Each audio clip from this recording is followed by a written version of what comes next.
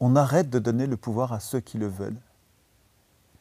Alors que l'élection, elle fait tout le contraire. L'élection, elle donne le pouvoir à ceux qui le veulent.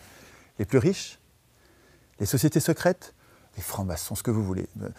Les francs-maçons d'aujourd'hui, d'hier ou de demain, ils auront un autre nom. Mais les sociétés secrètes qui intriguent pour avoir le pouvoir ont comme une espèce de boulevard ouvert par l'élection et une impasse fermée par le tirage au sort.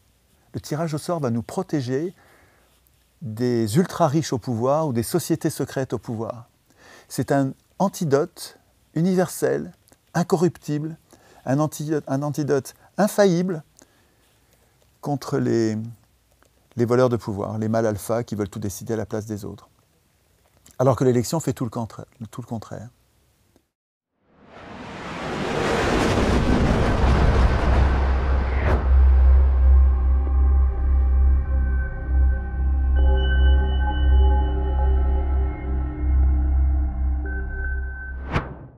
Bonjour à tous, chers abonnés d'Omerta. Aujourd'hui, nous recevons Étienne Chouard, professeur de droit et d'économie, connu pour son engagement en faveur de la démocratie directe et surtout pour sa défense du tirage au sort des représentants politiques.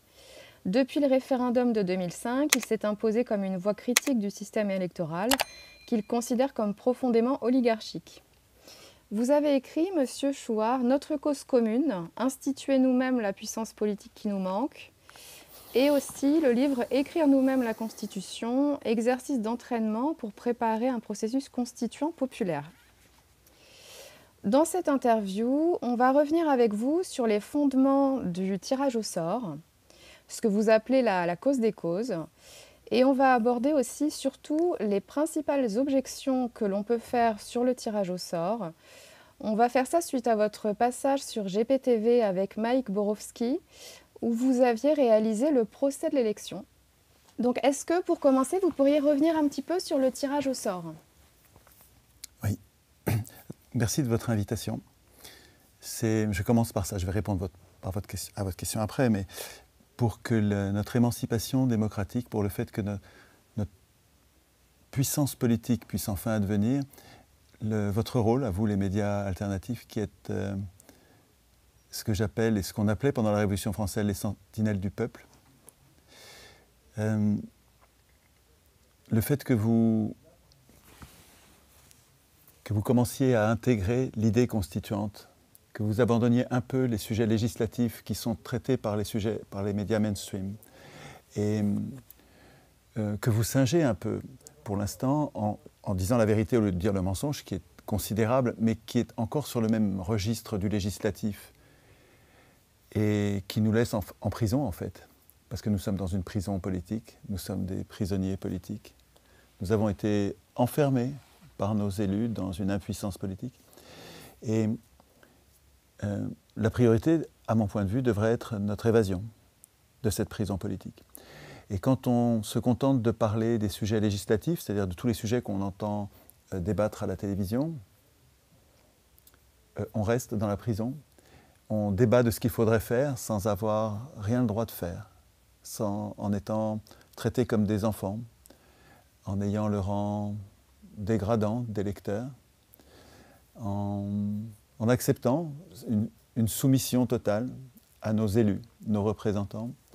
Et le fait de discuter uniquement des lois que votent nos représentants, donc des sujets législatifs, je fais ce geste d'un côté et de l'autre parce que du côté des médias mainstream, que je considère comme un robinet à mensonges, on a la réponse courageuse des médias alternatifs comme vous, qui rétablissent les faits et la vérité et qui nous parlent mais toujours sur les sujets législatifs et sur l'actualité, ce qu'on appelle l'actualité.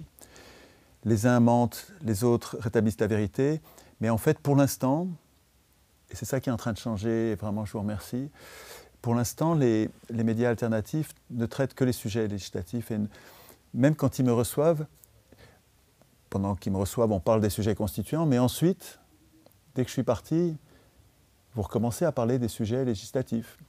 Et ce qui est en train d'émerger, avec l'invitation de Mike, avec l'invitation donc sur GPTV, l'invitation de Marc Daoud sur Nexus hier, on a fait un atelier constituant de 5 heures. Et avec le fait qu'aujourd'hui, on va pouvoir faire le procès du tirage au sort, en même temps qu'on parle de ça, on est en train d'imaginer peut-être pas des chroniques, mais des rendez-vous plus réguliers où en fait, on parlerait de constitution plutôt que des lois. Donc on ramènerait l'actualité à son aspect constituant qui est notre impuissance politique. Et non seulement il y aurait ces rendez-vous qui seraient plus réguliers, mais en plus,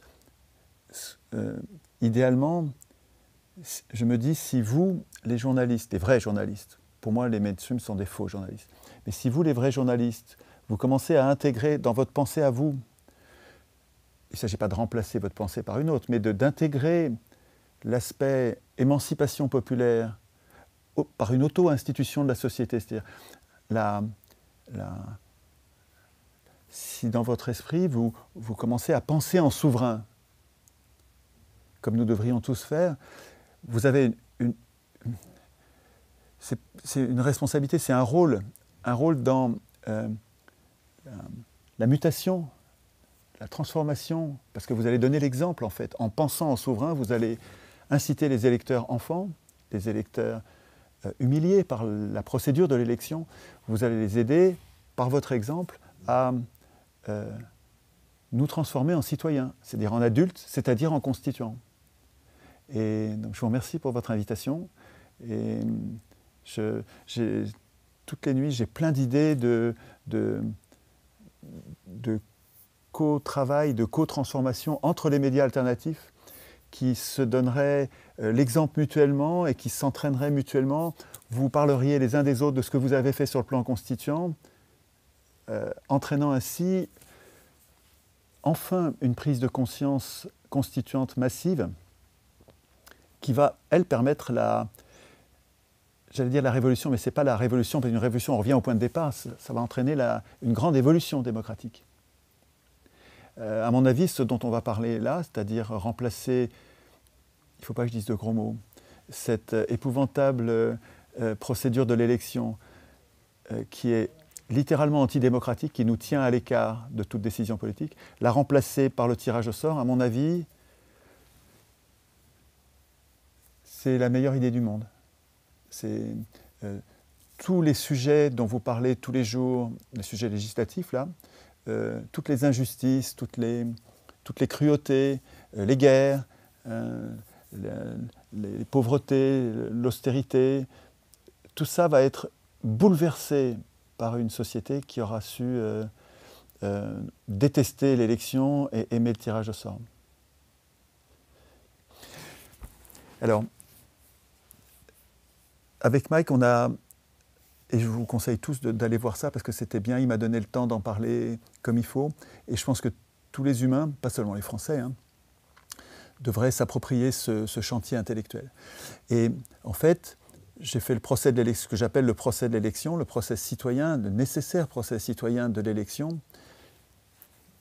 Et à chaque fois que j'ai repéré 10 vices majeurs impardonnables de l'élection, et à chaque fois que je parle d'un vice de l'élection, je signale que le tirage au sort, comme par un effet de miroir, a des vertus correspondantes. Et des vertus, mais enthousiasmantes, enfin, sur des sujets essentiels, vous allez voir. Et ce que je vais faire comme introduction de notre entretien, il faut que je fasse attention à ne pas être trop long parce que l'étude des objections qui ne vont pas manquer de vous venir à l'esprit quand vous allez réfléchir au tirage au sort, l'étude de ces objections et leur réfutation loyale, tranquille, vous allez voir qu'aucune ne résiste à l'analyse. Ça me prend un peu de temps. Bon, peut-être qu'on ne les verra pas toutes et ce n'est pas grave parce qu'on se reverra sans doute. Mais donc, avant de faire ça, avant de faire ce procès du tirage au sort, en étudiant les reproches qu'on pourrait lui faire, je vais résumer les vertus du tirage au sort. Au lieu de prendre les vices de l'élection, je vais prendre les vertus du tirage au sort et à chaque fois qu'on verra une vertu, on pourra rappeler le vice. C'est un peu la même chose, mais différemment parce que la vedette est le tirage au sort. Donc, et c'est marrant parce que j'en parlais encore à midi avec mon père, qui est complètement hermétique à cette idée. Pour le tirage au sort, c'est une fantaisie. Et donc, je lui ai rappelé les qualités du tirage au sort et puis les objections qui lui viennent à l'esprit et comment on y répondait. Alors, quelle quelles sont les principales vertus du tirage au sort? En quoi consisterait, comment se mettrait déjà en place le tirage au sort? Alors, on en a parlé hier dans l'atelier constituant à Nexus, avec Marc et sa bande de journalistes, c'est-à-dire de Sentinelles du Peuple. On en a parlé en travaillant avec ChatGPT pour le mettre en place. Alors ChatGPT, vous savez, c'est une intelligence artificielle, et le mouvement constituant populaire, le MCP, donc des gens qui sont très actifs et que vous devriez rejoindre pour les aider à réfléchir à cette idée démocratique, ils ont mis en place, ils ont créé ça s'appelle un agent avec l'intelligence artificielle. Vous pouvez prendre l'intelligence artificielle et la former, l'éduquer pour qu'elle devienne spécialisée sur un sujet que vous aimez bien, et vous lui donnez des données supplémentaires. Donc ils ont créé un agent constituant populaire, et ils lui ont donné à manger des constitutions d'origine citoyenne, des modes opératoires de réflexion. On part d'un problème général et on arrive progressivement à un article de constitution, une charte des droits fondamentaux, etc. Et donc en l'alimentant, ils ont créé un objet de travail, un outil de travail tout à fait spectaculaire. Vous allez voir, je pense que ça va vous scotcher tout de suite, dès que vous allez l'utiliser. Pour y accéder, alors je ne sais pas si vous pouvez l'écrire sur l'écran, mais il faut faire juste choir.org, c'est-à-dire mon blog, chourd.org/GPT. Et vous allez tomber sur une interface dont vous avez l'habitude, qui est ChatGPT, mais vous allez voir que les réponses qu'il va apporter à vos questions sont spectaculairement intéressantes, intelligentes. Et donc là, on a fait hier, entre autres questions, on lui a posé, c'était à la fin de l'émission, on lui a posé une question, on lui a demandé comment on pourrait instituer le tirage au sort concrètement, de façon matérielle, sans machine, et en évitant les fraudes. Et c'est très... Alors je ne vais pas développer ça ici, mais c'est très intéressant. En fait, il ne s'agit pas de prendre les décisions au sort, bien sûr. Hein. Personne n'a jamais fait ça au monde. C'est pas de ça qu'il s'agit. Il s'agit de désigner les représentants. Et pour désigner les représentants, oui, on les choisit au hasard. Et dans la procédure que l'agent constituant nous a suggérée hier et qui nous a servi de point de départ, il nous a proposé et je trouve que c'est une bonne idée, je n'avais pas pensé à faire ça comme ça, j'y pensais sur les ronds-points, mais c'est vrai que ça marcherait aussi sur la commune. Sur les ronds-points constituants, les gilets jaunes, ils prennent un chapeau et tout le monde est appelé à mettre des bouts de papier avec le nom des gens qui veulent les lire.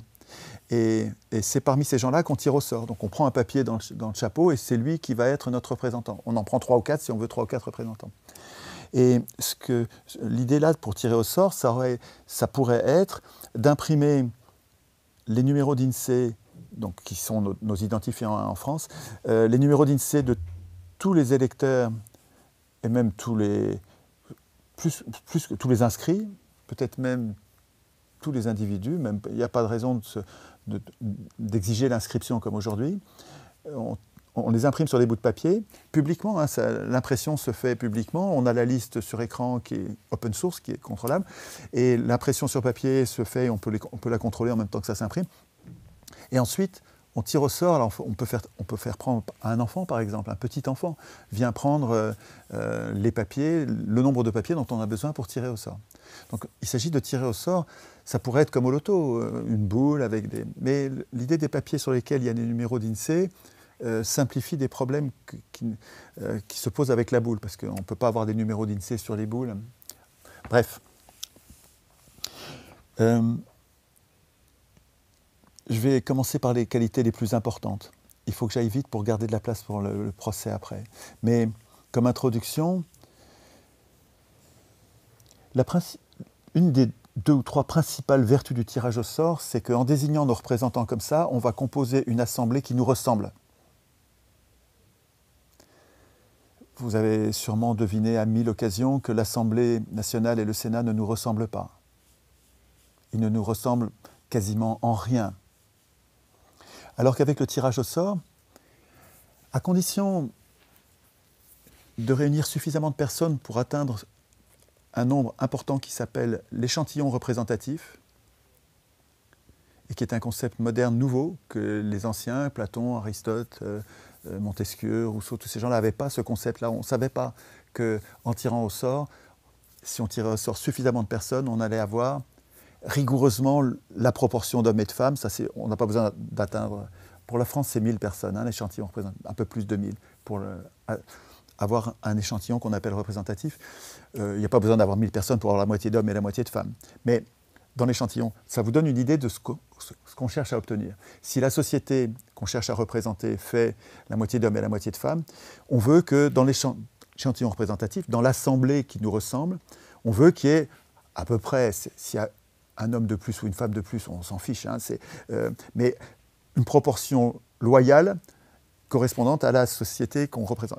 Les hommes et les femmes, vous comprenez, mais si dans la société que vous voulez représenter, vous avez 20% de chômeurs, comme aujourd'hui, dans l'Assemblée, vous allez avoir 20% de chômeurs.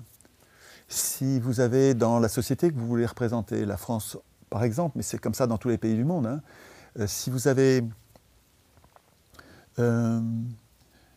60 ou 50%, 60% d'ouvriers et d'employés, vous aurez dans l'Assemblée tirée au sort 50%, 60% d'ouvriers et d'employés. Et vous pouvez projeter, ensuite réfléchir à toutes les caractéristiques, y compris celles auxquelles vous n'avez pas encore pensé, comme s'il y a 60% des gens qui ont bon caractère, vous aurez 60% des gens qui ont bon caractère. Si vous avez 70% des gens qui, en gros, sont loyaux, en fait, si les conditions sont normales, les gens sont loyaux, ce n'est pas des mâles alpha qui veulent tout décider à la place des autres, ben vous allez avoir 60-70% des gens qui ne sont pas des mâles alpha dans l'Assemblée qui nous représente. Et tout est à l'avenant. Si la proportion dans la société que nous avons à représenter, il y a X% qui sont des gens colériques, vous allez avoir la même. Si vous avez X% qui sont des philosophes, des gens qui lisent, des gens qui aiment parler, vous allez avoir la même chose, etc. Il y a donc l'aptitude de cette procédure à composer un échantillon représentatif, c'est-à-dire une assemblée qui nous ressemble, je trouve ça déterminant. Et d'ailleurs, les Athéniens savaient bien que quand ils tiraient au sort, par exemple, le Conseil des 500, qu'on appelait aussi la boulée, B-O-U-L-E, les gens qui tiraient au sort allaient leur ressembler. Deuxième caractéristique essentielle, je commence par les choses les plus importantes. Alors l'élection, elle, vous avez vu, au contraire, c'est la pire en fait. On dirait que cette procédure porte au pouvoir les pires d'entre nous. Donc les plus menteurs, les plus retors, ceux qui sont capables de marcher sur la tête de leurs collègues du même parti pour arriver à la tête du parti pour finalement arriver à être élus. Enfin, c'est vraiment les plus brutaux, les plus menteurs, les plus égoïstes, des gens hors sol, les plus tricheurs. Enfin, bon. Puis il y a aussi le vote électronique qui porte un peu... Alors, en plus, il y a toutes sortes de façons de tricher avec l'élection. Alors, je ne sais pas si je commence à développer ça, on va pas avoir le temps de parler de l'essentiel. Mais on pourra développer l'honnêteté des scrutins et du décompte des suffrages, évidemment. Parce que les élus, depuis 200 ans, ont particulièrement travaillé les techniques de fraude, le vote par correspondance, le vote avec les machines, bref. Toutes les machines sont opaques et vérifiables. Si vous avez une machine dans votre bureau de vote, il faut la casser. Enfin, je veux dire, il ne faut pas se laisser faire. C'est vraiment un outil de triche éhonté. Mais il y en a plein des outils de triche. Hein. Le tirage au sort n'incite pas... Alors, comme il ne donne aucune place à notre volonté, il ne donne aucune influence aux mensonges, aux intrigues. En fait, vous pouvez mentir, pas mentir. Vous pouvez intriguer, pas intriguer. Le tirage au sort, il va désigner des gens indépendamment de vos mensonges. Alors que l'élection, elle incite au mensonge. Elle donne une prime au mensonge. Les meilleurs menteurs, quelqu'un comme Macron est élu, et il est même réélu tellement il ment bien. Une caractéristique essentielle d'un escroc, c'est qu'il est séduisant. On lui donnerait le bon Dieu sans confession. Et c'est eux qui se font élire. Les sponsors de l'élection, c'est-à-dire ceux qui financent l'élection, choisissent bien sûr des gens qui ont cette qualité de séduction. Et l'élection, leur permet d'accéder au pouvoir. C'est eux qui sont et celui qui n'est pas séduisant, celui qui n'est pas menteur, il ne sera jamais élu. Celui qui dit la vérité, il ne sera jamais élu. Le tirage au sort, lui, il se moque pas mal de nos mensonges. Il fait pas la différence entre les escrocs et les gens bien. Il est incorruptible. Le tirage au sort, il produit de la rotation des charges. Il ne renomme jamais une deuxième fois la même personne. Ou s'il le fait, c'est tellement rare que ça n'a pas d'importance. Il produit, par construction, sans qu'il y ait à faire quoi que ce soit, il produit de la rotation des charges, donc de la déprofessionnalisation de la politique, donc de la difficulté à corrompre. Ça change, ceux qui ont le pouvoir changent tout le temps. Alors que l'élection, c'est tout le contraire. L'élection, elle permet d'élire toujours les mêmes. C'est des politiciens, les mêmes raisons qui ont permis d'élire un politicien, le fait que les médias, les riches aient acheté les médias et aident toujours leurs candidats, leurs serviteurs qui sont en fait leurs marionnettes. Ces conditions sont les mêmes à l'élection suivante et donc ça donne l'élection des mêmes tout le temps. Bon, vous avez une espèce de simili-alternance où vous avez le choix entre crapule A, crapule B. Bon, vous chassez crapule A, bon, vous allez élire la crapule B, mais le coup suivant, vous allez réélire la crapule A, puisque en fait le choix est restreint. Et donc j'entends tout le monde se plaindre dans la société civile et sur les médias, mainstream, les gens se plaignent de la professionnalisation de la politique, des politiciens, et en même temps nous adorons l'élection. Ce que nous sommes. L'élection produit de la professionnalisation de la politique. L'élection produit des politiciens. L'élection produit des partis politiques. Les partis politiques n'existaient pas avant l'élection. Les partis politiques ne servent qu'à gagner les élections.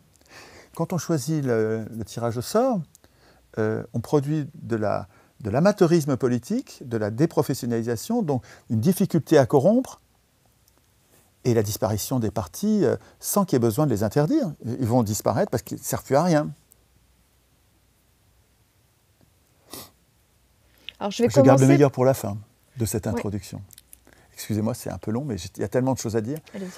Et puis, comme je parle sans notes, je me remets dans l'ordre mes idées pour bien terminer par le plus important.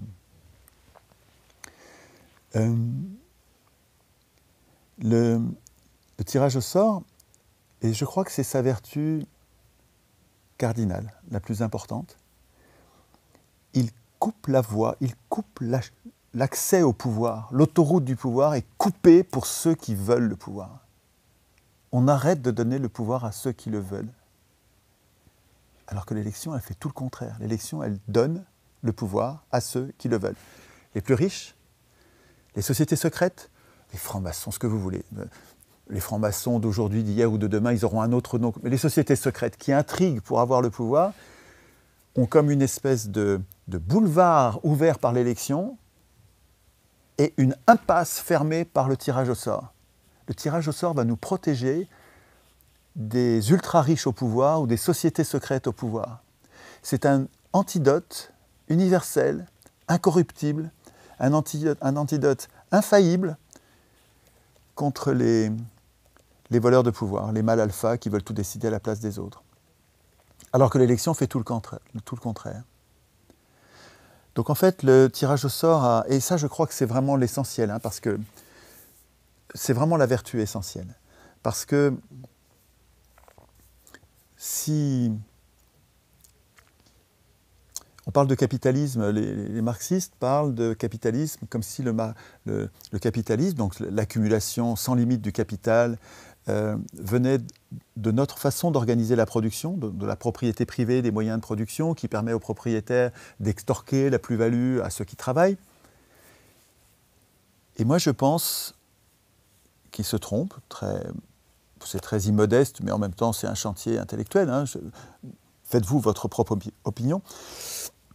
De mon point de vue, le capitalisme, c'est le régime dans lequel les grands marchands, et notamment les marchands d'argent, qui sont les plus riches des grands marchands, les banquiers, qu'on ferait mieux d'appeler les usuriers, sont devenus le souverain. Grâce à l'élection, enfin, ça faisait des siècles qu'on les tenait à l'écart du pouvoir, et enfin, au XVIIIe siècle, ils sont parvenus au pouvoir en devenant constituants Ils ont été élus. Une fois élus, ils se sont transformés en constituants. Et une fois constituants, ils ont institué l'élection comme mode de sélection des représentants, ce qui leur a permis d'accéder au pouvoir, de légiférer et accéder en fait à tous les pouvoirs ensuite. Parce que toutes les limites que nous aurions pu leur mettre, ils ne les ont pas mises. Et ils ont écrit, donc les marchands parvenus au pouvoir, ont écrit les lois du capitalisme. Le capitalisme, c'est du droit. C'est le droit des grands marchands, c'est le droit des multinationales et des banques. Qu'est-ce que c'est ce droit? Je vais vous en dire quelques règles, mais ça tient sur les doigts de deux mains, pas plus. En fait, il y en a plus si on cherche le détail, mais les grandes lois du capitalisme, c'est la totale subordination des travailleurs aux propriétaires des moyens de production, aux propriétaires du capital, la subordination féodale, tyrannique, totalitaire. Avec une surveillance de tous les instants, un pays qui serait géré comme une entreprise, on le considérait comme un État totalitaire, où le patron, le propriétaire, décide de tout. Donc la subordination totale des salariés aux propriétaires, ça c'est une loi du capitalisme. On pourrait très bien organiser les rapports humains pour produire autrement. La personnalité morale, quand c'est apparu au XIXe siècle, c'était un scandale. Qu'est-ce que vous racontez? Et puis quoi encore? La personne, qui n'est ni personne ni morale, extrêmement, c'est plus que discutable, c'est contestable. La responsabilité limitée. La responsabilité limitée, ça veut dire que vous serez responsable qu'à une petite partie de votre vraie responsabilité. Quand Exxon dévaste l'Amazonie, je prends toujours cet exemple, mais je pourrais en prendre d'autres, quand Union Carbide fait péter à Bhopal après avoir négligé les questions de sécurité pour gagner un peu de pognon. Vous savez, une usine qui empoisonne toute une population dans une ville une nuit parce que ça explose. La responsabilité, elle est écrasante. Tout le staff de cette boîte aurait dû être jeté en prison. Et tous les responsables auraient dû payer toute leur vie pour indemniser les centaines de milliers de victimes dont la vie est foutue quand ils ne sont pas morts. Non, responsabilité limitée. Il n'y en a pas un qui a été en prison. Rien. C'est la personne morale qui endosse rien du tout. Ils ont freiné des cas de fer pour rien payer ou quasiment. Donc la responsabilité limitée, c'est en fait l'irresponsabilité des grands acteurs. Les sociétés anonymes, avec sociétés par action, au porteur, on ne sait pas qui est propriétaire. Et les propriétaires peuvent changer tout le temps. Donc l'entreprise peut être vendue avec ses salariés à n'importe qui, à des étrangers. Le libre-échange. Je garde le plus important pour la fin, en fait. La totale illimitation des revenus. La totale illimitation de la propriété. Vous pouvez être propriétaire sans limite. Vous pouvez toucher des revenus sans limite. Il n'y a pas de limite. Il n'y a pas de limite à l'accumulation, notamment des terres. Aucune limite. Mais ça, c'est une loi qui ne prévoit pas la limite. Il suffirait que nous écrivions une loi qui dise non, on ne peut pas gagner au-dessus de temps. On devrait dire, il n'y a pas de revenu en dessous de ce seuil qui est le seuil de survie. Donc les gens dans la rue qui crèvent de faim, non. Il y a un minimum qu'on va donner pour que personne soit dans la rue à crever de faim. Mettre fin à la misère, il n'y a rien de plus simple, et c'est pas cher par rapport à ce que nous volent les usuriers. C'est une blague, c'est vraiment pas cher. Donc, et c'est vraiment à notre portée. En fait, si le système de domination parlementaire laisse les SDF et les clochards dans la rue, je pense que c'est parce qu'ils servent d'exemple. Dans une forme de terrorisme intellectuel, de terrorisme politique, pour nous dire, regardez ce qui vous attend si vous ne travaillez pas, si vous n'êtes pas docile, si vous êtes indocile, si on vous a fermé votre compte bancaire, si on a arrêté de vous faire l'aumône d'un travail salarié, regardez ce qui vous attend. Je pense qu'ils servent de repoussoir. C'est un outil terroriste, parce que ce serait facile en fait de se débarrasser, de donner une vie digne aux mendiants. Donc il faudrait un revenu minimum et ensuite on devrait décider d'un revenu maximum. Alors combien de fois plus? 3 fois plus? 4 fois plus? 95% d'entre nous gagnons 3 fois plus que le SMIC. Et puis il y en a quelques-uns qui veulent 10 fois plus, 100 fois plus, 1000 fois plus. Mais celui qui a besoin de 1000 fois plus pour travailler, mais c'est qu'il n'aime pas son boulot. Et puis c'est un parasite, un voleur, un bandit. Enfin, il n'y a rien qui justifie. Vous connaissez la différence entre les millions et les milliards? Bien sûr. Vous savez qu'un milliard, c'est 1000 millions. Mais est-ce que vous êtes représenté ce que ça veut dire? Parce que 1000, on se fait pas... C'est grand, c'est presque inhumain comme différence. Mais je vais vous donner un exemple, puis ensuite je vais revenir au problème que posent les ultra-riches. Et je n'ai pas perdu mon sujet, parce que c'est l'élection qui leur donne le pouvoir. Hein. Le pouvoir ensuite d'écrire les lois des ultra-riches, et qui sont un fléau pour la société. 1 million, si vous prenez des billets de 100 euros, on ne touche pas souvent des billets de 100 euros, hein. On a plutôt des billets de 50, nous, hein, les gens normaux. Mais bon, prenez des billets de 100, donc ils sont verts, je crois, et vous les prenez tout neufs, bien plats, 1/10 de millimètre. Pour faire 1 million, il faut 1 mètre, la hauteur d'une table. Cette hauteur-là, à peu près. 1 million. 1 million, vous achetez plusieurs maisons. Hein. 1 million d'euros, il suffit de 1 mètre pour avoir 1 million d'euros. Et 1 milliard, c'est 1000 millions. C'est 3 fois la hauteur de la Tour Eiffel. Donc c'est beaucoup plus. Ce n'est pas la hauteur de la Tour Eiffel en billet de 100. La Tour Eiffel, ça fait 300 mètres. Hein. Donc 1 milliard, c'est 1 kilomètre en billet de 100 euros bien serré. Quand on nous dit que Bernard Arnault a 200 milliards, et que cette année, il en a touché 70 milliards de plus, sans rien foutre. Juste parce que la bourse, cet objet qu'il faudrait supprimer. Il faudrait supprimer la bourse, supprimer les sociétés anonymes et les dividendes. Évidemment, tout ça, c'est des cruautés capitalistes non nécessaires. Nous n'avons pas besoin de ça pour produire les richesses dont nous avons besoin. Quand on nous dit que Bernard Arnault est à la tête de 200 milliards, 200 milliards, c'est tellement haut que pour se rendre compte de la hauteur, c'est 200 km, il faudrait les mettre à l'horizontale. Si vous mettez à l'horizontale, avec une voiture à 130, il vous faut 1h30 pour arriver au bout de... C'est plus concret.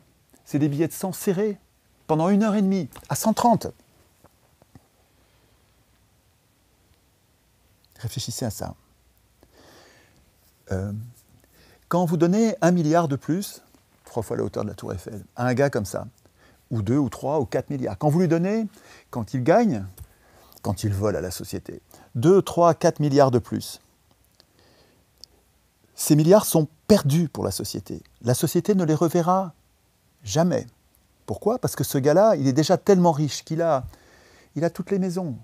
On ne peut pas en avoir plus. Il a les meilleurs mets, les plus beaux habits. Il a tout ce qui se fait de mieux. Donc le milliard de plus, il ne va pas le dépenser dans la société, pas du tout. Ils appellent ça le placer. Il va l'investir. En fait, il va nous le prêter. Et donc, il faudra lui rendre. Vous avez l'impression qu'il vous les a donnés? Pas du tout, pas du tout, pas du tout. Il faudra lui rendre avec un intérêt. Donc, en fait, c'est un siphon à pognon qui est sans fin et qui est comme un cancer. Ces gens-là nous privent, peu importe qu'ils aient bon ou mauvais caractère. Ce n'est pas une question d'humain. Je me fiche des personnes. Mais un milliardaire, par construction, il va se comporter comme un siphon à pognon. Et ces signes monétaires qu'il prend à la société sans limite, puisque c'est le capitalisme, il n'y a pas les lois du capitalisme, ce n'est pas de limite. Cet argent nous manque. Et le signe que nous manquons d'argent, c'est le chômage.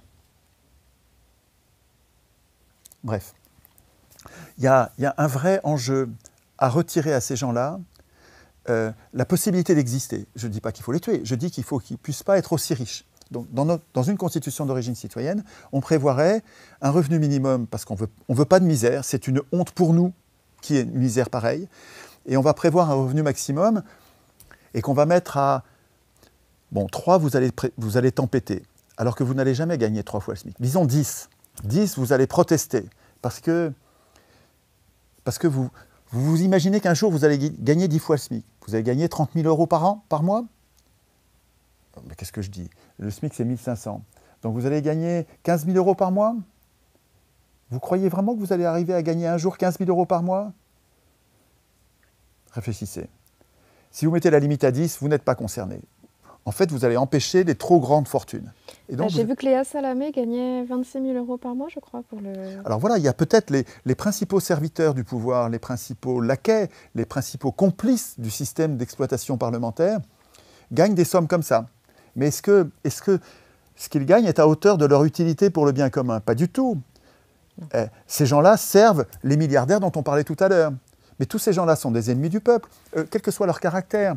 Mais ils ont un intérêt personnel qui est contraire à l'intérêt général. Bon, mais mettez même la barre du revenu maximum à 15, ça m'est égal. De toute façon, quand on va mettre une limite, après ça, cette limite, ce sera un geste politique de l'ajuster en l'augmentant ou en le diminuant. Mais déjà, fixer un revenu maximum. Et puis, une propriété maximum. Mais bon, je suis en train de m'égarer sur des sujets essentiels, mais je perds le temps nécessaire à faire ce qu'on avait dit qu'on allait faire, c'est-à-dire le procès du tirage au sort. Donc, retirer aux plus riches tout moyen d'accéder au pouvoir politique, mais c'est magique, c'est ça qu'il nous faut, quoi.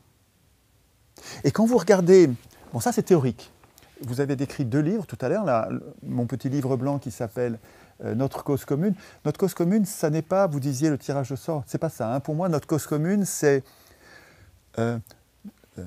D'abord, nous avons besoin d'une cause commune pour nous réunir entre la droite, la gauche, les abstentionnistes, les jeunes, les vieux. Nous avons besoin d'une cause commune. On est divisé sur plein de sujets, mais il nous faut une cause commune pour faire l'union du peuple qui fait qu'on va enfin gagner et s'évader de la prison politique. Et cette cause commune, à mon avis, c'est une conscience que nous sommes les seuls, nous les représentés, à être aptes et légitimes à écrire nous-mêmes les règles de notre représentation, sans représentants.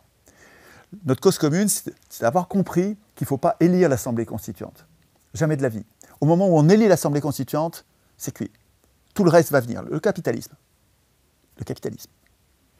Et donc, cette prise de conscience, elle est commune à tous les prisonniers politiques que nous sommes. De gauche, de droite, d'extrême gauche.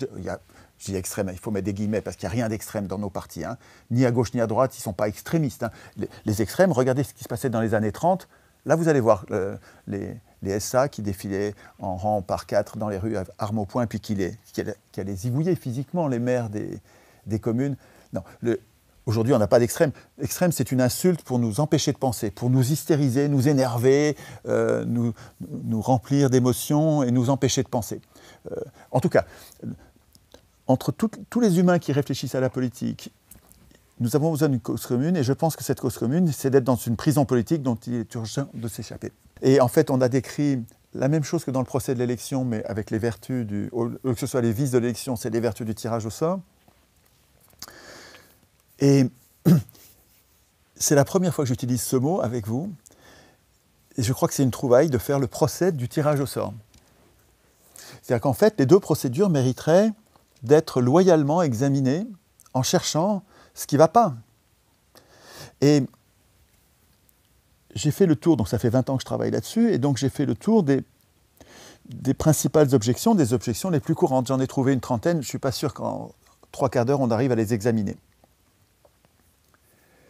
Alors comme je n'ai pas de papier, peut-être ce sera bien que ce soit vous qui preniez les objections les unes après les autres, comme ça va me servir de fil. En plus, je vous ai envoyé les 30, mais je les ai mises dans un ordre qui est un peu un ordre historique, qui n'est pas vraiment un ordre d'importance, et donc vous pouvez me les poser dans l'ordre que vous voulez.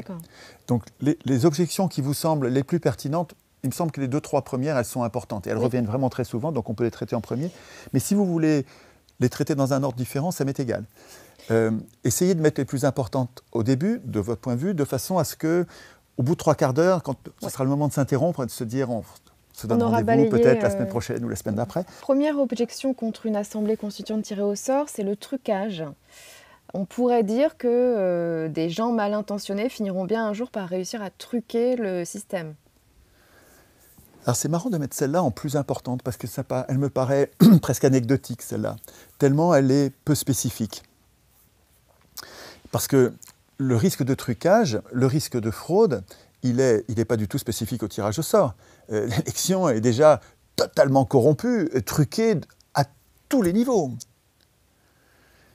Alors, j'ai pas le temps, et pourtant ce serait intéressant de faire la liste de tous les trucages organisés par les élus pour toujours gagner et ne plus laisser l'accès à leurs concurrents. Ils montent au pouvoir par une échelle et ensuite ils tirent l'échelle. Comment ils font? Par exemple, pour la présidentielle, ils ont organisé un système de parrainage. Ça porte bien son nom parce que c'est vraiment mafieux. De parrainage. Et pour être candidat, il faut que vous soyez parrainé par les élus. Et pas qu'un peu, il en faut 500. 500 adoubements, 500 parrainages d'élus. Mais c'est un boulot de fou, ça. Je vais vous dire, on a essayé il y a quelques années. C'est très compliqué. Surtout que Mais il ne faut pas que je sois trop long. Hein, parce que, surtout que c'était anonyme à une époque. Donc, il y a 36 000 communes. Donc il y a 36 000 petits maires. La moitié de ces communes, c'est moins de 500 habitants. Donc c'est des petits maires qui sont accessibles, on peut leur parler et on peut discuter avec eux et finalement les convaincre que c'est leur responsabilité, c'est leur rôle de donner accès à la compétition électorale. Et aujourd'hui, c'est plus anonyme.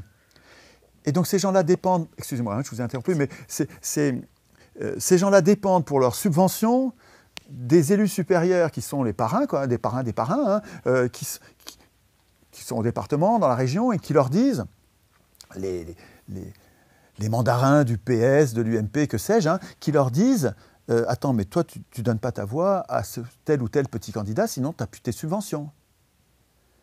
Ce qui fait que c'est super compliqué. Aujourd'hui, c'est super compliqué d'obtenir le parrainage pour juste être candidat. Mais quel scandaleux trucage! Oui, mais on pourrait vous dire que notre système est truqué, mais qu'est-ce qui nous dit que votre système de tirage au sort ne pourrait pas être truqué? Voilà. Ben, à mon avis, si on écrit nous-mêmes la Constitution, toutes les turpitudes introduites dans le code électoral et dans la Constitution par les élus, ben on ne va pas les mettre, c'est nous qui écrivons la Constitution. Hein. Et parce que je vous signale que pour l'instant, le code électoral, il est écrit par les élus. Le croiriez-vous? Le code électoral, c'est-à-dire les règles de fonctionnement, les règles de contrôle, les règles de punition éventuellement, le revenu, les privilèges des élus sont écrits par les élus.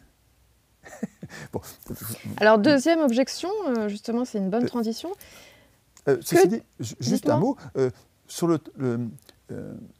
trucage du tirage au sort, à mon avis, il va être beaucoup plus compliqué parce que c'est tellement simple le tirage au sort, le chemin d'accès au pouvoir est tellement simple et rapide, à un moment que tout le monde peut surveiller, et on va écrire les procédures de tirage au sort de façon à ce que tout le monde puisse surveiller et se passer le replay à tout moment, que ça va être beaucoup plus compliqué à truquer en fait. Hein. Mais bon.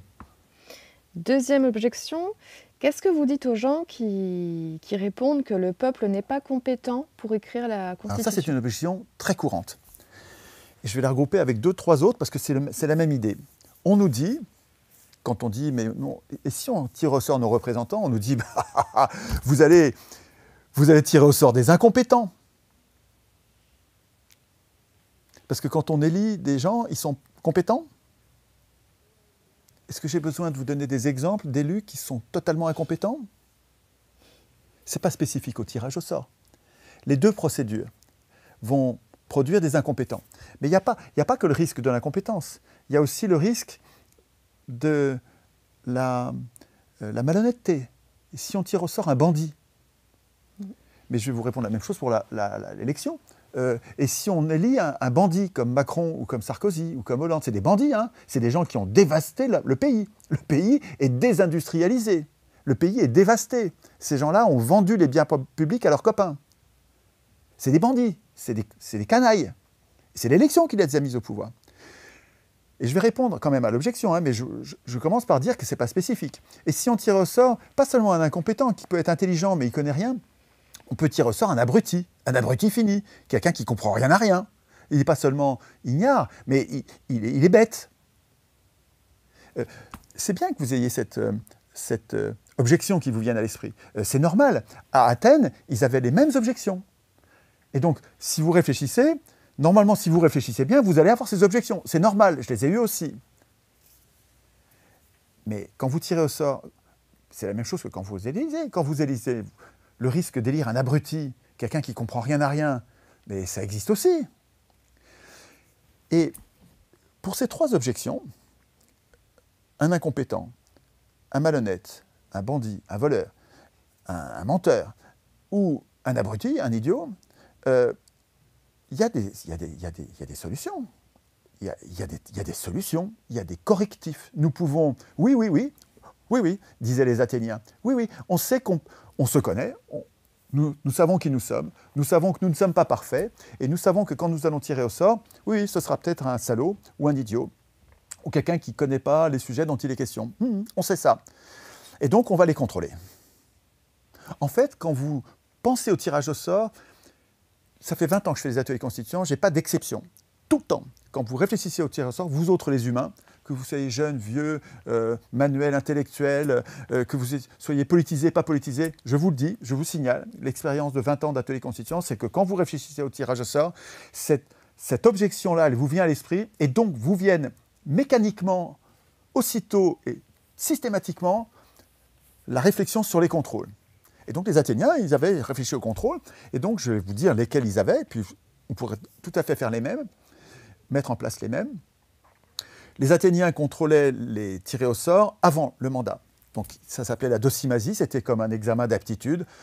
Si tu es dans un hôpital psychiatrique, on ne va pas te tirer au sort. Si tu es un assassin notoire, quelqu'un qui sort de prison ou qui a volé dans la caisse, la dernière fois qu'il a été tiré au sort, tu as volé dans la caisse ou tu n'as pas été honnête ou tu nous as trahis, tu ne seras plus tirable au sort. À Athènes, ils avaient le critère, c'était un critère marrant, peut-être qu'on pourrait le reprendre, pas sûr, mais ils disaient, quelqu'un qui ne s'occupait pas bien de ses parents, il ne pouvait pas tirer au sort. Il disait, si tu n'es même pas foutu de t'occuper de tes parents, tu n'es pas capable de t'occuper du bien commun. Mais c'est à nous de décider qu'est-ce qu'on va mettre dans la docimasie, dans cet examen d'entrée avant le mandat. Ensuite, il y a des contrôles pendant le mandat. Donc on les observe pendant qu'ils travaillent. Ils sont tirés au sort, ils travaillent. Et on les observe, on les regarde, et à tout moment, ils sont révocables. À notre initiative. C'est nous qui pouvons poser la question, dis donc, vous avez vu ce qu'il est en train de faire, on ne pourrait pas le virer? Oui, mais on le vire, allez, on le vire. On s'aperçoit que c'est un voleur, on s'aperçoit que c'est un con, on s'aperçoit qu'il ne comprend rien ou qu'il ne fait rien, il n'a pas envie de travailler, et bien on le vire, révocable. Est-ce que vous avez ça pour l'élection? Vous vous apercevez que c'est un bandit, vous pouvez le virer? Non. Vous vous apercevez que c'est un abruti, vous pouvez le virer? Non. Vous apercevez qu'il ne fout rien, en fait, il ne se présente même pas à l'Assemblée, son banc est vide. Vous pouvez le virer? Non. Il dort à l'Assemblée. Vous pouvez le virer? Non. Vous comprenez ce que je veux dire? D'abord, ce n'est pas spécifique, les problèmes que vous avez signalés, qui vous viennent à l'esprit, et puis il y a des solutions. Le fait de les rendre révocables à tout moment, de les surveiller et de les rendre révocables à tout moment, ça règle le problème. Et puis, ce n'est pas tout. Il y a aussi des contrôles après le mandat. Donc, les contrôles avant le mandat, contrôle pendant le mandat, contrôle après le mandat. Comment ça s'appelle, les contrôles après le mandat? Ça s'appelle la reddition des comptes. Qu'est-ce que c'est la reddition des comptes? À Athènes, les mandats étaient courts. Le minimum, c'était 1 jour. Souvent, c'était une semaine, quelques jours, une semaine, 1 mois. Le plus long des mandats, c'était 1 an. C'était rare. La plupart des mandats, c'était des mandats courts. Courts et non renouvelables, évidemment, c'était tiré au sort. Et quand on avait exercé le pouvoir pendant 1 an, après, donc quand on sortait de ses fonctions au bout d'1 an, commençait la période de reddition des comptes qui durait 1 an, devant un jury de 200 personnes tirées au sort, donc elles aussi tirées au sort, à qui il fallait expliquer pourquoi on avait fait ci, pourquoi on avait fait ça, et ça durait 1 an. Ils s'en occupaient. Et quand tu sais, quand tu es en train d'être le représentant, et que tu sais qu'il faudra rendre des comptes pendant 1 an, enfin pendant la durée de ton mandat, devant une chambre de 200 tirés au sort, qui sont en fait incorruptibles, qui ne sont pas de ton camp, tu agis pas de la même façon que quand tu es un élu protégé de tout, avec une immunité qui te protège de tout, qui est invirable, et que en fait tu es indéboulonnable.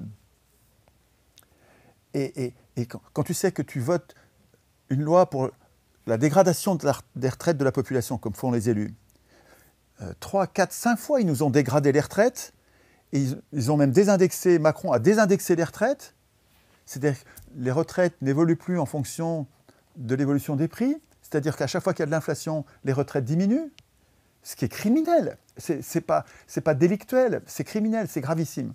Et ces gens-là, en même temps qu'ils font ça, qui nous détériorent notre vie de tous les jours, eux-mêmes se votent des retraites en or. Et on ne peut pas les virer, on ne peut pas se défendre contre eux. Donc, alors j'ai une autre objection. Donc, vous avez compris qu'il y a un correctif. Et puis, ce n'est pas tout. Hein. Il y a encore un autre correctif important. Hein. C'est que vous ne donnez pas le pouvoir à un tiré au sort. Vous allez donner le pouvoir à 200 tirés au sort. 200, les fonctions que vous allez déléguer et pour lesquelles vous allez désigner les représentants au sort, ça va toujours être collégial. Ça va très rarement être une personne. Ça va être des groupes. Et si vous tirez au sort 200 personnes, ben vous n'allez pas avoir 200 cons. Vous n'allez pas avoir 200 salauds. Vous n'allez pas avoir 200 feignasses. Non, non. Alors sur les 200, comment est-ce qu'on peut être sûr qu'ils vont se mettre d'accord sur un texte? Alors là, il y a les expériences concrètes. Hein. Il y a un petit livre, peut-être qu'il faudrait que vous mettiez en post-prod, en couverture, qui est très important pour vous donner la pêche sur le tirage au sort. Ça s'appelle « Petite histoire de l'expérimentation ». Il faut que je parle plus lentement, sinon je déparle. « Petite histoire de l'expérimentation démocratique » de Yves Saint-Omer, S-I-N-T-O-M-E-R. Ce livre nous raconte l'histoire des expériences de tirage au sort dans l'histoire de l'humanité. Et c'est enthousiasmant, ça marche bien, ça marche même très bien. Et ça donne des résultats qui sont contre-intuitifs. On se dirait, à regarder les gens discuter au bistrot, purée, mais ces gens-là, ils n'ont pas de tête, quoi, hein, ils parlent que de sottises, et on ne les voit pas s'occuper du bien commun. Et en fait, on se trompe, Anna. On se trompe parce que quand vous faites confiance à quelqu'un, il se transforme.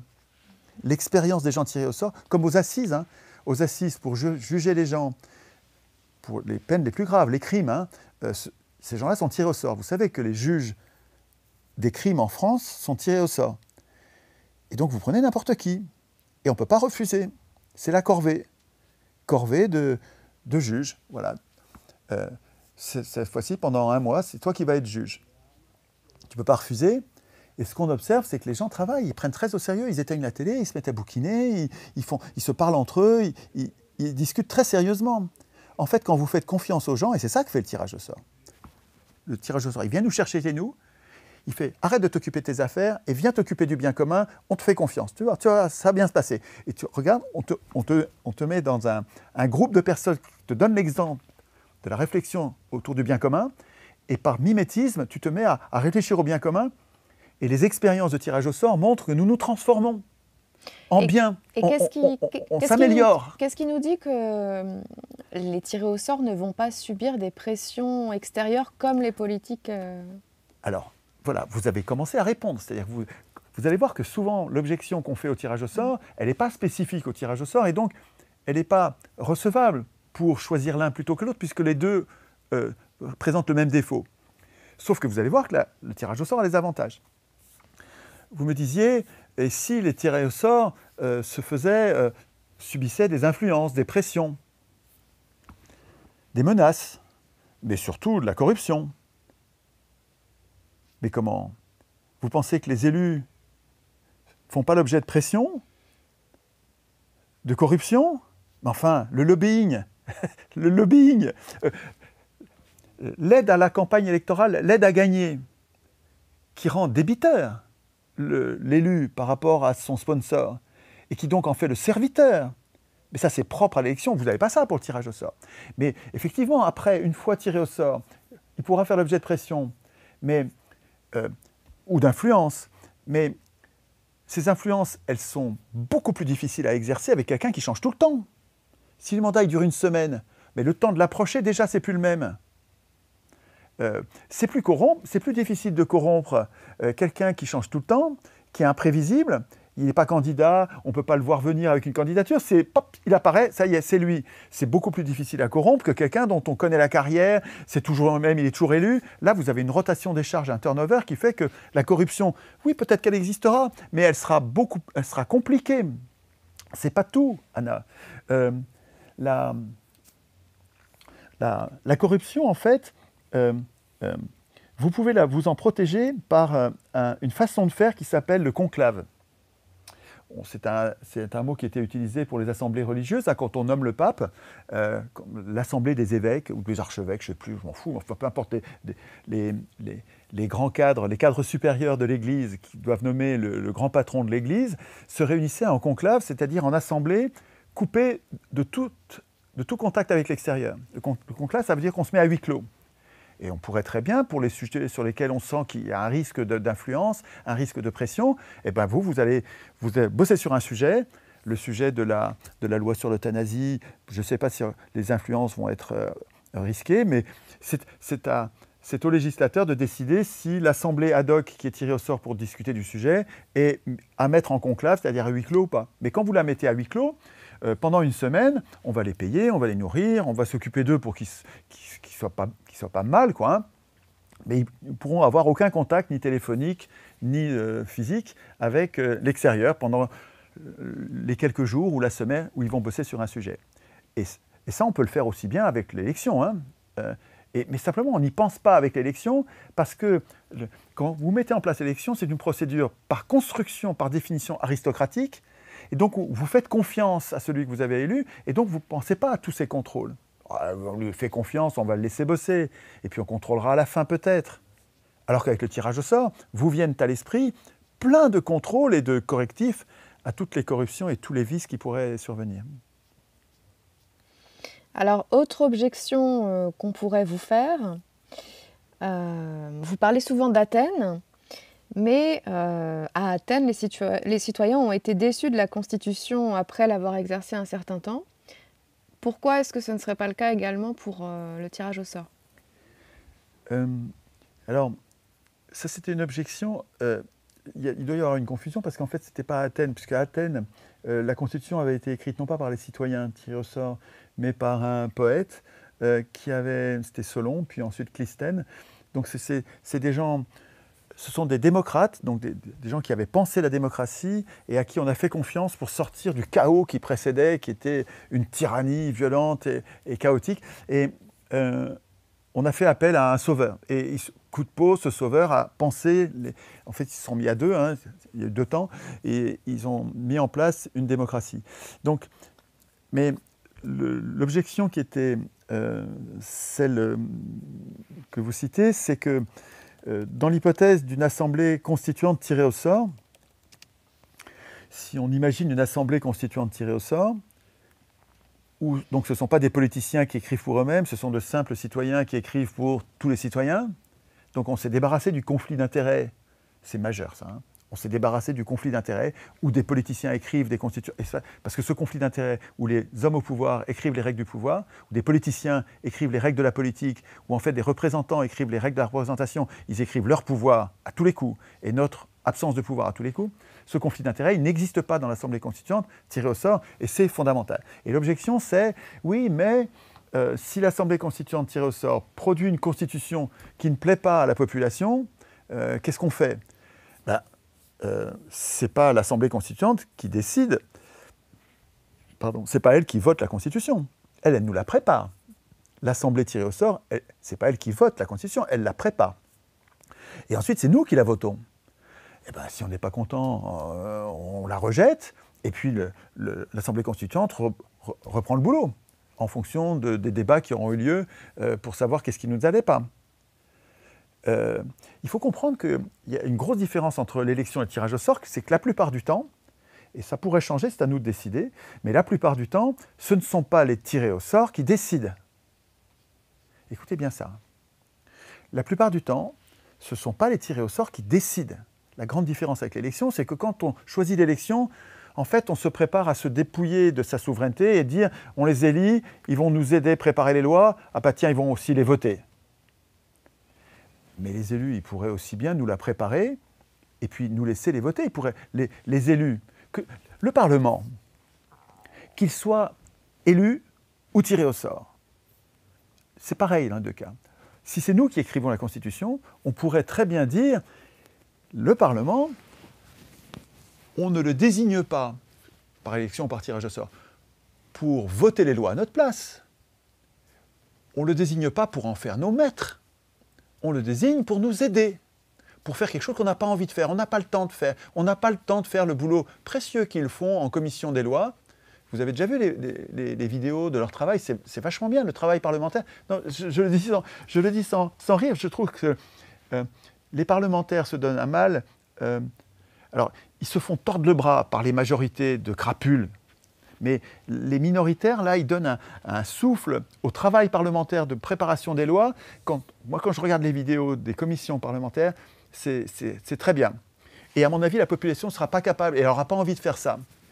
Et ce n'est pas nécessaire que la population prépare les lois, fasse ces débats. On n'a pas besoin de se mettre à 50 millions pour faire ce travail de préparation des lois. Et donc, on pourrait très bien avoir une démocratie dans laquelle on élit ou on tire au sort. Il y a 36 façons d'élire, bien plus respectueuses que le scrutin uninominal, majoritaire, à 2 tours, parmi des candidats qu'on peut aider, et donc qu'on ne choisit pas, qui sont choisis par les banquiers. Ça, c'est vraiment c'est cette élection-là qui est une pourriture, qui est vraiment détestable. Comment est-ce qu'on pourrait élire de manière plus démocratique ? Alors, vous me rappellerez ce sur quoi on était en train de parler avant, c'est-à-dire la répartition du travail législatif entre le Parlement et les citoyens. Donc c'était quoi la parenthèse qu'il fallait ouvrir? Je mélange des crayons. Comment est-ce qu'on pourrait faire des élections plus démocratiques? Oui, des élections plus démocratiques. Comment l'élection pourrait-elle être démocratique, même? Parce que j'imagine, moi, depuis le temps que j'y réfléchis, il existe des élections démocratiques. L'élection actuelle, elle est violemment antidémocratique, mais on pourrait imaginer une élection démocratique. Je rêve. Et bien c'est tout à fait réalisable, hein. Il suffit que vous vous y mettiez et que vous en parliez à vos voisins et qu'on soit bientôt des millions à le vouloir. On l'aura, hein. Ce n'est pas du tout utopique, mais je rêve. La Constitution que nous venons d'écrire prévoit que chacun d'entre nous, tous les ans, nous pouvons désigner autour de nous des gens bien. Et on le dit comme ça dans la Constitution. On fait comme on veut. On n'est pas du tout obligé d'écrire comme dans les constitutions actuelles avec le jargon froid et compliqué qui nous tient à l'écart, en fait, qui sert à nous tenir à l'écart du processus constituant. Notre Constitution, on va l'écrire avec nos mots à nous, parce que c'est un contrat social qu'il faut que tout le monde ait compris, parce qu'on va tous le signer. Et donc, on va dire, tous les ans, on a le droit de désigner des gens qu'on connaît, personnellement, et donc on s'en porte garant, en quelque sorte. C'est des gens bien. C'est des gens qu'on connaît. Alors chacun d'entre nous, on va avoir nos propres critères, mais on va le faire librement.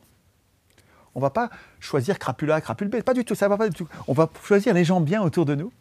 Et peut-être que vous en connaissez 2 ou 3, peut-être que vous avez la chance d'en connaître 10. Peut-être qu'avec votre réseau, votre influence et votre propre gentillesse, vous en connaissez 30 vraiment des gens super. Vous les avez bien passés en revue. À mon avis, il ne faut pas mettre de nombre. Au début, je me disais, on va chacun élire librement des gens qui ne sont pas candidats, hein, et qui sont, on va en élire 3. Et puis en y réfléchissant, je me dis, pourquoi 3? Si vous en connaissez 10, mais dites-les nous librement. À votre avis, en votre âme et conscience, quels sont les gens bien que vous connaissez autour de vous? Que vous verriez bien en représentant, même s'ils ne sont pas candidats. On peut l'écrire dans la Constitution, hein, surtout s'ils ne sont pas candidats. Parce qu'en fait, s'ils ne sont pas candidats, c'est des gens bien. Il y a Alain qui disait, Alain c'est Émile Chartier, un philosophe formidable, dont le bouquin « Propos sur le pouvoir », j'en parlais hier à Nexus déjà, je radote un peu, mais c'est super important. C'est peut-être le plus important de mes 3 ou 4 000 bouquins. Donc vous devriez avoir ça sur votre table de chevet, ça se médite, c'est du sucre intellectuel, c'est délicieux, c'est super important, c'est de l'énergie, ça s'appelle « Propos sur le pouvoir ». Et donc dans un de ses propos, il dit, cette phrase que je trouve essentielle, que j'ai beaucoup méditée, il dit « Le propre de l'homme juste est de ne jamais vouloir gouverner les autres. » Le propre de l'homme juste est de ne jamais vouloir gouverner les autres et de seulement se gouverner lui-même. Point. Cela décide tout. Point. Autant dire que les pires gouverneront. Point. Puisque l'élection, alors il ne le dit pas, mais Alain, c'est pendant la Troisième République, et donc il était dans le faux suffrage universel qui consiste à élire des maîtres au lieu de voter les lois. Et donc dans ce système-là, on élit des gens qui veulent le pouvoir, alors que les gens bien ne veulent pas du pouvoir. Et donc il dit, les pires gouverneront, parce qu'on est dans un système dans lequel on donne le pouvoir à ceux qui le veulent. Platon disait déjà, il y a 2500 ans, hein, Platon, il était antidémocrate, mais il était loin d'être con. Et il disait, il avait réfléchi un peu à la question, je vais dire. Il disait, le plus grand fléau qui puisse arriver à une cité, c'est de donner le pouvoir à ceux qui le veulent. Donc je prends avec moi un ennemi de la démocratie, mais dont cette pensée est vraiment importante. Ce qui peut arriver de pire à une cité, c'est de donner le pouvoir à ceux qui le veulent. Et l'élection, elle fait que ça. Elle fait que donner le pouvoir à ceux qui le veulent. Alors que l'élection va nous chercher chez nous, alors qu'on ne veut pas du pouvoir. Elle dit, écoute, nous on veut des gens qui ne veulent pas du pouvoir, on sait que le propre de l'homme juste, c'est de ne pas vouloir gouverner les autres, alors tiens, on va essayer. Et il y a un atelier constituant qu'il faudrait qu'on fasse peut-être un jour, qui consiste à se poser la question, parce que je n'ai pas de réponse, c'est un chantier, mais est-ce qu'on leur permet de refuser ou pas? À mon avis, il ne faut pas leur permettre de refuser. Il faut que ce soit des mandats suffisamment courts pour que ce ne soit pas une grosse galère. Combien de temps le mandat, justement? Une semaine, un mois. Et si c'est 6 mois, il faut qu'ils puissent refuser. Mais une semaine, un mois, c'est la corvée, comme une corvée de chiottes, excusez-moi, mais c'est bon, vous voyez ce que je veux dire, mais la corvée de chiottes, vous ne refusez pas. Pourquoi tu refuses? Ça veut dire que c'est moi qui vais faire le double. Donc, et en fait, sur la corvée, je prends cette corvée-là parce qu'au service militaire, c'est spectaculaire, quoi. On tire au sort parce que personne ne veut le faire. Et donc, à chaque fois que c'est une charge, le tirage au sort, il convient parfaitement. Et il faut prendre les pouvoirs comme des charges, pas comme des privilèges. Et c'est pour ça que le tirage au sort convient bien. Donc, on élirait, nous avons écrit dans notre Constitution, nous avons le droit de choisir librement, ce mot est important, librement, autour de nous, les gens que nous connaissons et que nous considérons comme valeureux. On pourrait dire, ça forme le corps des valeureux. On est 50 millions, on ne l'a jamais fait, je ne sais pas combien ça va donner, mais ce n'est pas très important, ça va donner peut-être 10 millions, peut-être même 20 millions de valeureux. À mon avis, ce n'est pas exclu que la moitié d'entre nous soient des gens bien. C'est le propre d'un démocrate que de faire le pari de la belle et bonne valeur de la plupart des humains, pourvu qu'ils soient en condition, qu'ils ne soient pas mis en compétition, qui les poussent à être méchants, retors. Si des gens qui sont dans les conditions normales, à mon avis, il y a beaucoup plus de 50% qui sont des gens bien. Même si les apparences sont trompeuses sur ce sujet. Et alors, ensuite, parmi ce corps des valeureux, je ne sais pas, peut-être 10 millions, 20 millions de gens qui ont été désignés. Peut-être on ne prend pas ceux qui sont désignés par une ou deux personnes, ils se sont peut-être désignés eux-mêmes. Bon, et puis on peut prendre à partir de ceux qui sont désignés par 10 personnes, et on en va avoir beaucoup, parce que quelqu'un qui est bien, il est repéré par plein de gens, en fait, comme quelqu'un de bien. On le voit, il lit, il est patient, il ne se met pas en colère, il aime bien discuter pour rapprocher les points de vue. En fait, souvent, il est diplomate. Enfin, chacun d'entre nous va voir les vertus. Il y en a d'autres qui vont prendre comme vertu le courage, d'autres l'abnégation. Enfin bon, bref. Ensuite, c'est parmi ces gens-là qu'on va tirer au sort. On ferait bien d'élire librement parmi des non-candidats.